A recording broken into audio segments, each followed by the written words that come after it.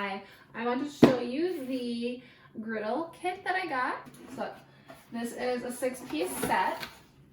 It does come with 2 condiment squeeze bottles and also a seasoning shaker, lid, and then this comes off really easily with a 1/4 turn screw.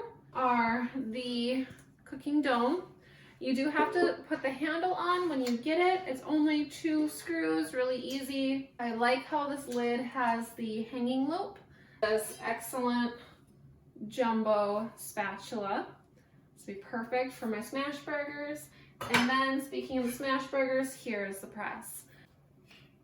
Just gonna give those a little bit of olive oil to get started in.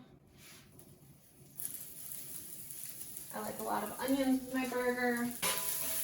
I'm gonna get those broken up a little bit. I'm gonna smash the burger right in. Yeah.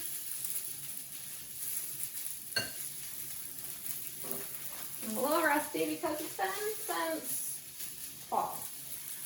I'm just going to press that down right into the onions.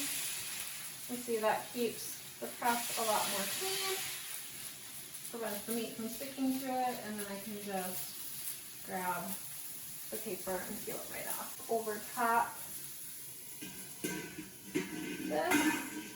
And if I had the black stone, if I was doing this outside on the grill, I would have enough room to have the dome all the way on.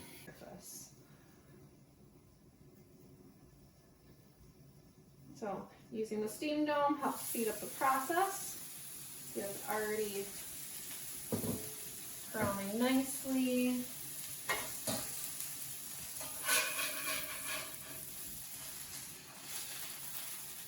You can put that right in. Put those onions back in there.